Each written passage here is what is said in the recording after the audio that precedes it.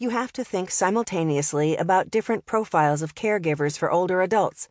Those caregivers may either be 30-year-olds or those in their 70s and 80s. You must realize that there will no longer be an age of full retirement, but that there will be a great repurposing instead. Most vitally, you have to break your long-held beliefs of what it means when you hear that someone is 82 years old. Even within a single age range, you will find marvelous diversity and huge new opportunities.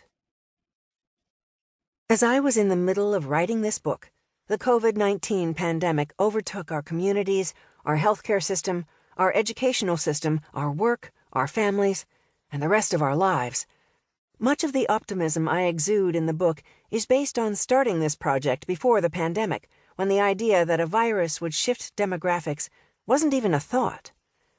Then, life expectancy was shortened in 2020, in part because certain important public health measures were initially delayed.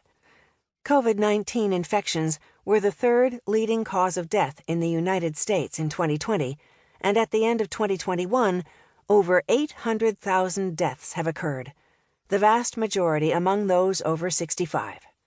It will continue to affect our story until vaccination rates achieve the levels similar to those achieved with the polio vaccine. Meanwhile, we cannot know how long COVID-19 will be in our communities, when the pandemic will end, or when we will feel the same sense of normal that defined our pre-pandemic lifestyles. It was predominantly public health measures that enabled us to realize the opportunity to live to 100. It will be a continued devotion to public health that will get us past the pandemic, provided we adhere to public health recommendations and the longevity prescription that I advocate for in this book: purpose, wellness, and community. In spite of its true awfulness, COVID-19 has been a catalyst for the changes needed. The pandemic has forced us to re-examine everything in a way that we in the longevity community had already started to do: work, transportation, housing, healthcare, and social connections, to name a few. People are asking the questions we've been asking. How will work change? How will education have to change?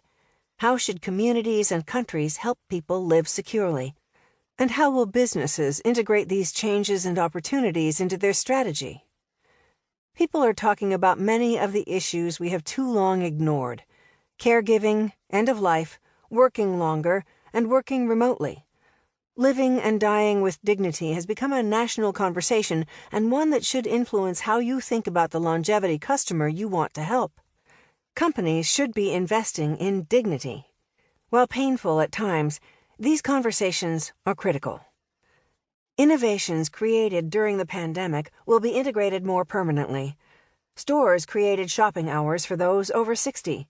New startups emerged to help provide food and tech support to the aging population.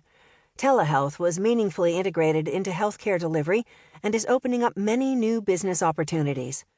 Finally, culturally, we came to recognize the contributions of older adults and the value they bring to society, both in times of crisis and in prosperity. This value was most eloquently illustrated during the pandemic by leaders such as Anthony Fauci and retired nurses and doctors, all of whom came to the front lines and contributed in essential ways. So, my pre-pandemic optimism remains in the following sections, albeit in a way that acknowledges the challenges ahead given the world-shaking events of 2020 and 2021. The $22 trillion opportunity is still there. This book will help you, the companies, innovators, marketers, entrepreneurs, investors, and older adults, reimagine the opportunities and implications presented by the new longevity. It aims to help you understand and serve people over 60, the fastest-growing, most dynamic market in the world. I've organized the book into 2 parts. Part 1 focuses on understanding longevity and shifting your mindset to thinking about older adults by the stage of life they're in, not by the number that tells you how old they are.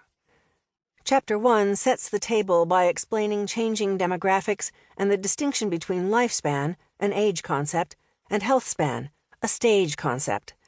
Chapter 2 resets the discussion around longevity by reinventing the language around it.